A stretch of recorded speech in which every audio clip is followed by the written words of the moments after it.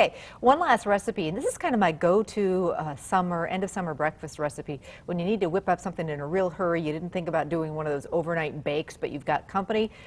Look in the fridge, see what you've got, and throw together a frittata. They're way easier than omelets because you don't have to be flipping them back and forth. You don't have to make a bunch of them. One big one will serve a few people. So this one is great flavor combinations. It's mushrooms with a wonderful cheese. So I'm going to start out sauteing a little olive oil in a skillet that can go in the oven. And you can actually turn any skillet into an oven-proof skillet by just wrapping the handle in foil. So I just actually want to heat that oil a second before I put my mushrooms in. I'm going to get to work on a couple cloves of garlic. But there are so many flavor combinations you can do with frittatas, and you can really kind of throw everything but the kitchen sink in there. So look in that produce drawer and see what needs using up. In this case, we had a few mushrooms in the fridge here that we needed using up. But you know, if you've got half of a red pepper, if you've got some artichoke hearts, a handful of fresh spinach, some chicken that needs using up, some pasta. It seems like whenever we have pasta, we've got some leftover noodles that are in the fridge. Great way to kind of bulk this up. Even potatoes. So there's lots of different things you can put in the frittata. We're going to do mushrooms, and then I want to talk a minute about this fantastic cheese that we're using. We love Springside cheese. It's a local dairy, and they are known for their cheddars and their jack cheeses. And one of the fun things they do is they make a lot of different really unique flavors. They've got a whole list of them, dozens of them, and they actually make this cheese fresh all the time in the Oconto Falls area. I got to recently visit the plant and was amazed at how fresh it is. Family operation. They do things the old-fashioned way. This has to be one of my favorite cheeses that they make. It's a Monterey Jack cheese, and it's flavored with morel mushrooms and leeks.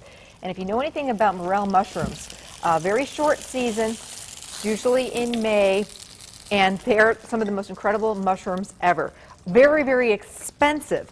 But the flavor is like no other. So if they actually take some of those morel mushrooms and use them to flavor this cheese, and then they put some leek in here, and it's just fantastic. I can't say enough about it. So it's great on a cheese tray, great in recipes, and it's going to be fantastic in this frittata. Now, the one thing is you need to shred it yourself, so either with a box grater, or in this case, if I've got quite a bit to do, what I'll do is I'll just use my food processor to do it.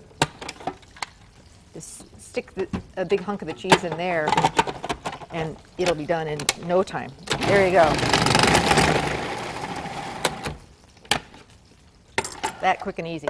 In some cases, it pays to pull out the food processor. Okay, I'm going to add some fresh garlic. So garlic and mushrooms. Once that garlic hits that, 30 seconds, keep it moving. I'm going to bring it off the heat. I don't want to burn that. Now, normally, rule of thumb for this frittata is I've got a nice 8-inch skillet. Non-stick is key. 5 to 6 eggs. Whisk that together with a little bit of milk. We're using our Lamer's dairy milk, a couple tablespoons of that. It's not a quiche, though, so we don't need a whole ton of milk. So kind of the same amount you'd use if you do scrambled eggs. We're going to do a little bit of dried basil because we've kind of got the Italian flavor going on with the mushrooms and the garlic, and a pinch of salt and a little bit of fresh ground pepper. And this is so quick. I mean, really, you can get it on the table in 15 minutes or less. So, you need a big weekend breakfast. This is my go-to. All right, now we've got some of the shredded cheese. I put that right in there. And I'm going to get this going.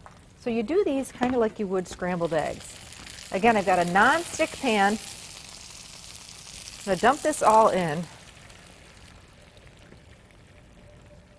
And now I don't want to mess with it. I actually want to let it just sit here for a second and do its thing.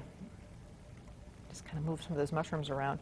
And it'll kind of set up, and then we're going to finish it off in the oven, and it's going to puff up and be wonderful. And you serve this slice like you would a pizza, but you don't have to flip it or anything like that.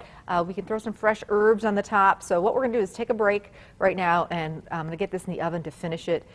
Bake it in the oven for another 10 minutes or so, 5-10 minutes, and it's going to puff up and do you want